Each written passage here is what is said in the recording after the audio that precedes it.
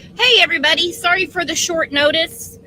This closing argument is something that I didn't think I would ever hear. We're going to cover it again.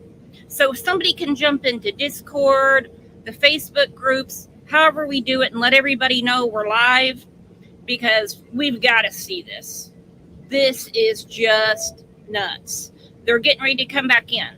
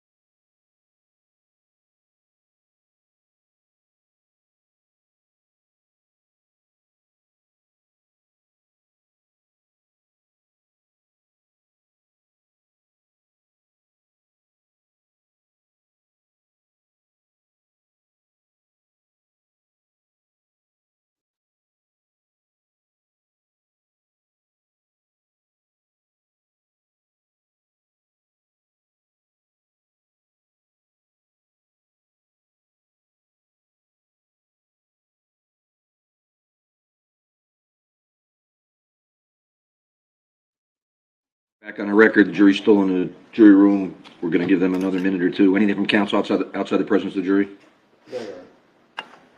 No, thank you, Your Honor. Thank you.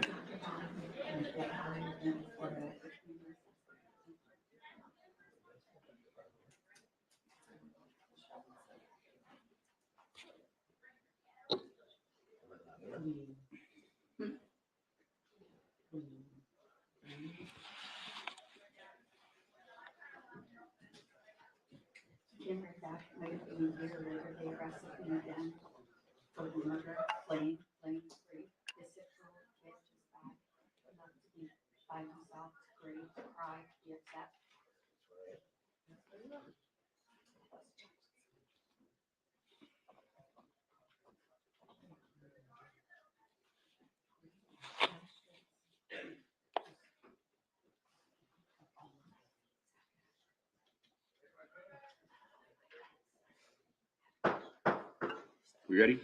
All right. 12:39, jury's out.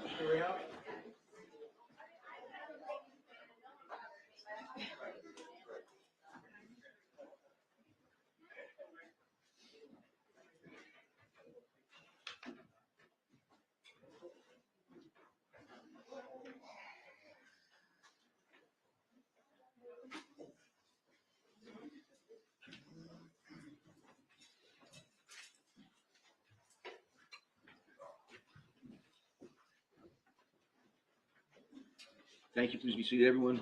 Mr. Galucci. So I once saw a play, and in the play they had to stop it, and all the characters just backed off the stage, and when they walked back in, they started the exact word that they had finished with, and they just picked right up. Unfortunately, I'm not an actor, so I can't do that, but I'm back. So where was I? I was talking about him fleeing. Well, their word, fleeing. My word is left. Fleeing and leaving are two different things. Fleeing is meaning I took flight. I went somewhere to avoid something. Leaving is I left because I needed to go. And that's what he did.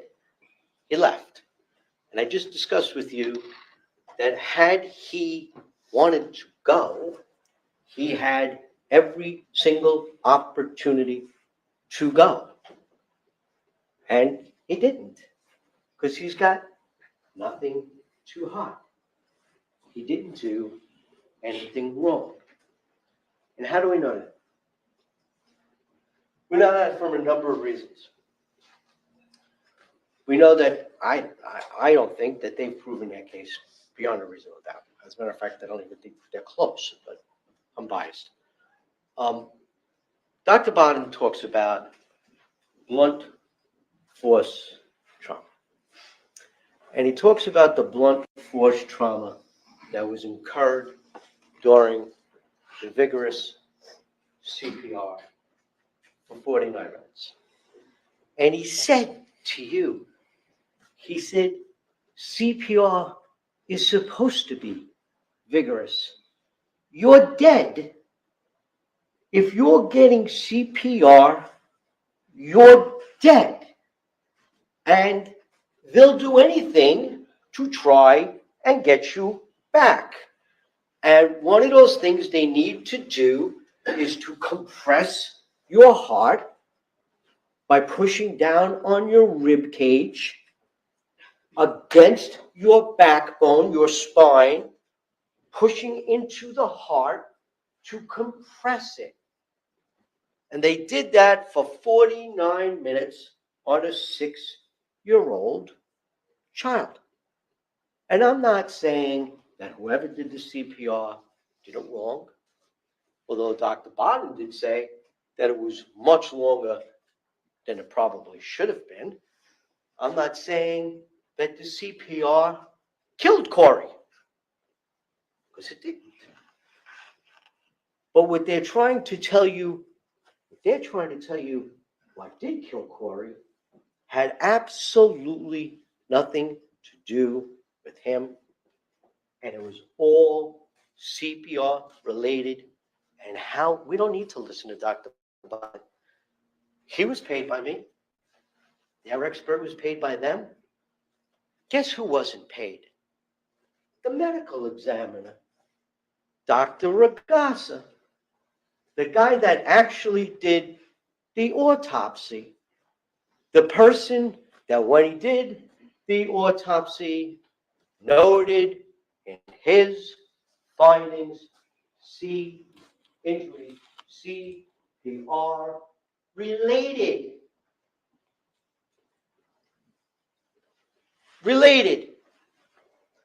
Their medical examiner,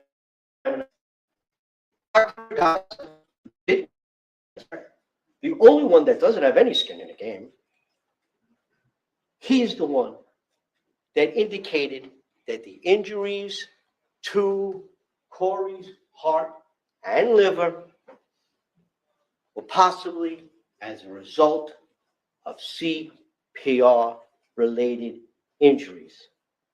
Dr. Bodden testified that he's done lung and heart internships and residencies. He's done that. So not only has he worked on dead people, but he's worked on live people. And these injuries, it happens all the time. Does death happen all the time? No. Does CPR cause death? No, you're already dead. I asked that stupid question. Well, could CPR kill somebody? And he said, you're already dead. If you're getting CPR, you're dead. So an injury to a rib, an injury to your spine doesn't really matter. That's superfluous to what lies on the other side. So let's talk a little bit. I really don't want to get into it, but I'll get into it a little bit because I know you want to hear a reason. These searches, the searches he made. So everybody searches things all the time, on your computer, on your cell phone, or whatever. And he deleted searches. He deleted all his searches prior till April 2nd. All. So now, if you're going to say to yourself, but Mario, why would he delete all the searches? I don't know. I can't answer that question. But if you were going to delete searches, right? If you were going to delete the searches that are going to hurt you, would you leave the searches in there that are, can my car be tracked? Can my cell phone be tracked? The searches he made about how long until an arrest after an autopsy? Does blood sugar show X? Does a rise in blood sugar do Y? So if you're going to delete searches because you're hiding your criminality, wouldn't those be the searches that you want to delete? They're not. They're there.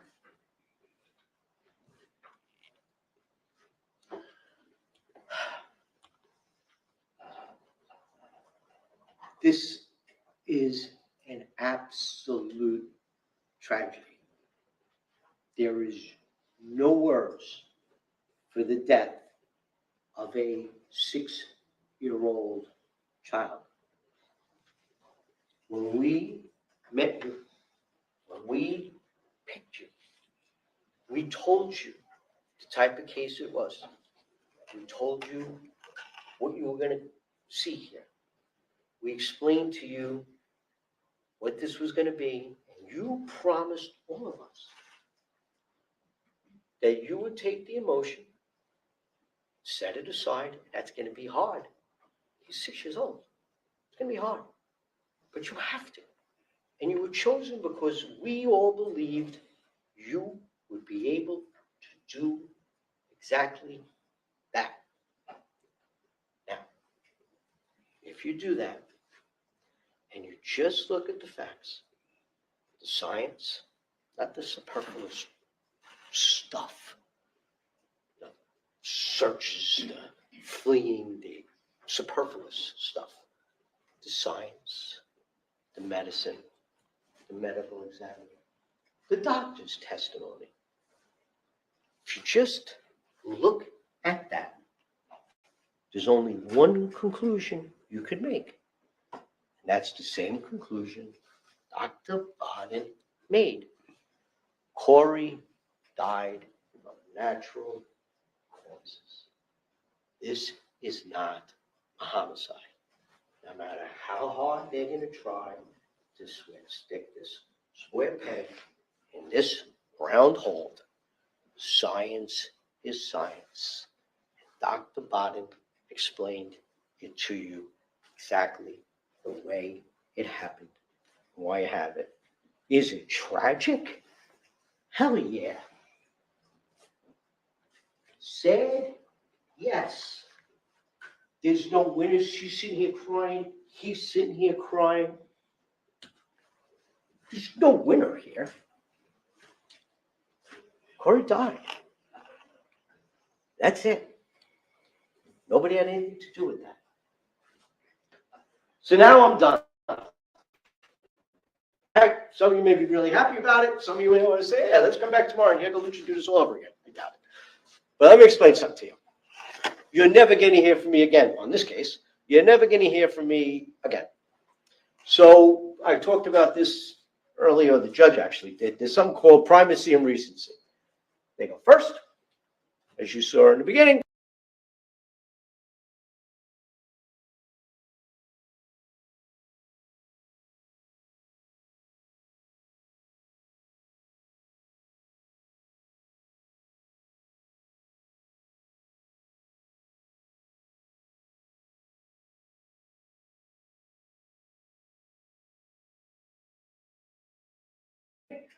And they go last, which you're going to see momentarily.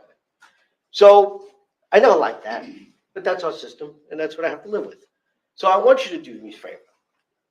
I want, after they're done and you go back and you deliberate and you always remember what was said to you last, I want one of you to say, all right, I don't know which one of them is going to do the summation, but when you go back there, and whether it's Mishran or Miss Lento, and you're arguing back there, and they say, oh, Mishran or Miss Lento said such and such, say, all right, what do you believe they say? Because everybody here spent a lot of time. Deliberations are exactly that, deliberations. You're supposed to go in the back there, you're supposed to look at the evidence, you're supposed to make decisions, and you're supposed to deliberate. And that's all I ask. But I'm telling you right now, that when you're finished, when you're done, there's only one verdict, only one verdict that I believe you can come up with. And that's that Christopher Greger did not kill or abuse Corey. Thank you.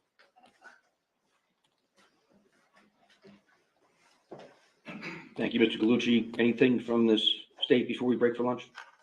No, Judge, thank you. All right, ladies and gentlemen, going to release you for lunch. I'd ask anybody here who's a spectator, please respect the jurors. Find yourself in the same restaurant. Please try to avoid sitting close to them. If the place is crowded and you get a seat close to them, then I don't want you discussing the case. I don't want you making comments that are potentially overheard by the jurors. I need you to do that. The integrity of the process is important now. We're in the middle of elections. So, ladies and gentlemen, you can clearly go together, you can clearly go alone, whatever you prefer. We used to have a cafeteria across the street, a coffee shop downstairs, so I didn't have to worry about you going down the street and you'd stay in the court complex, but somehow or another, those are all closed. As I said to you, you can't get a bottle of water here unless we give it to you in the jury room, which is sad, but it's the reality. So please leave your juror badges on. Don't let anybody come up to you. If you feel someone's coming up to you or saying something to you, or even staring at you, making you feel uncomfortable, report it to us or any sheriff's officer you see in uniform right away. Continue to follow my instructions. Don't start discussing now. You're not discussing deliberate. It's going to be in the jury room, and you have to stay patient and get right. So don't be tempted to start saying things now. Just continue to keep an open mind and wait for everything to be over with. Don't do any research. Don't predict how long. I just avoid discussing it with friends or family. If you have to, simply that we're still in the trial. That's it. Please report back to jury assembly, say, about, I guess that's an hour and 5 minutes. So give me time to, I know it's walk downtown sometime, get back in time. So we'll say 2 o'clock, and then hopefully we'll get done with the state summation, and hopefully I'll get my charge through today. But we'll see how it goes. Anything from counsel before we choose the jury? No, No, Judge, thank All right. you. Thanks so much, ladies. You can leave stuff in the jury room if you need to, or you can take things if you like.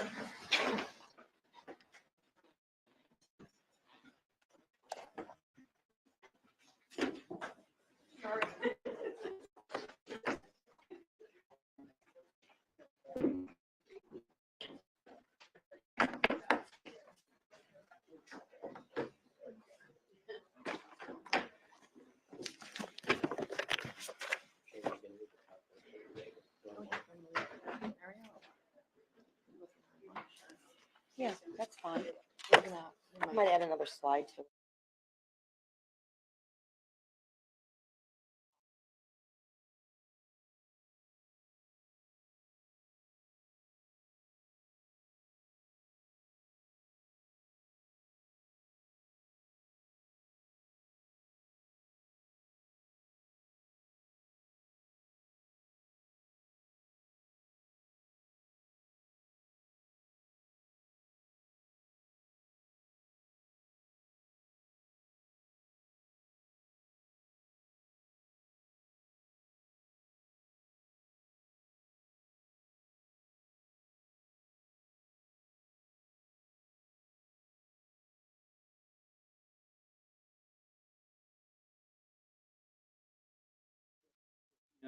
Anything from counsel outside the presence of the jury? No, Your Honor, I just asked, if during lunch, I think they agreed, you agreed, right? Just to look through that PowerPoint, so this way we could get Ms. Sure. Ms. Lento, just go right to summation. Mr. Ryan, would you like one? Would you like a copy, Judge? Sure. If you have an extra, that's fine. Yes, we do. for Thank that. you. May I approach? Yes, please. Thank you. Sorry. All right. Thank you, everyone. See you after lunch. Thank you. Please exit.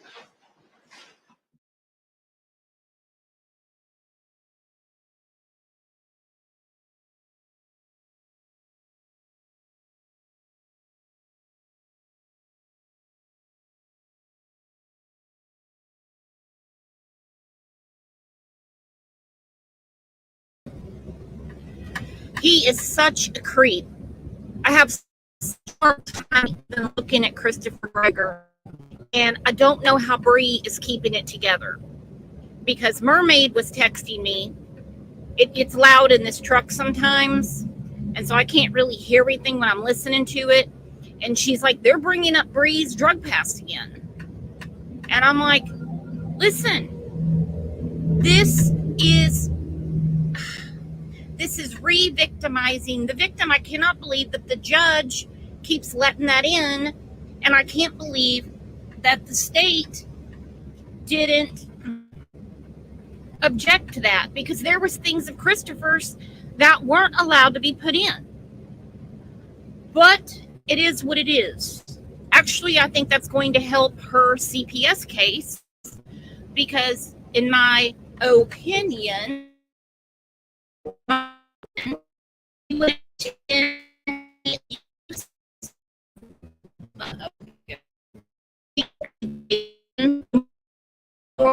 had it not been for his family's influence, his family's money, just their polished demeanor, and the fact that they kept bringing up the rugs.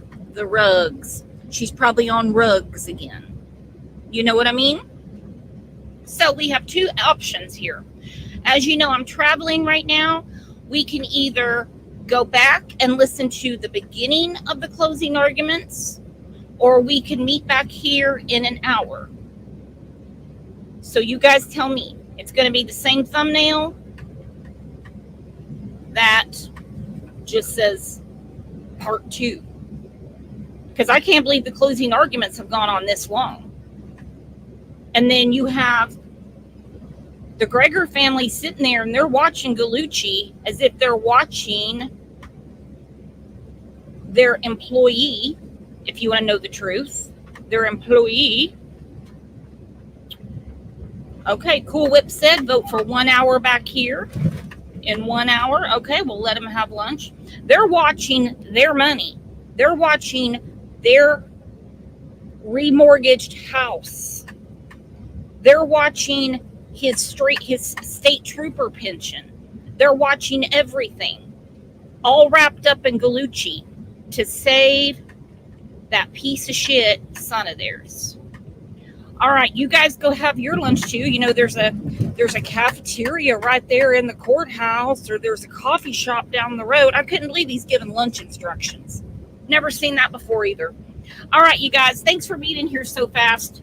Spread the word. We'll be back here in an hour. You guys are the best. Love you bunches.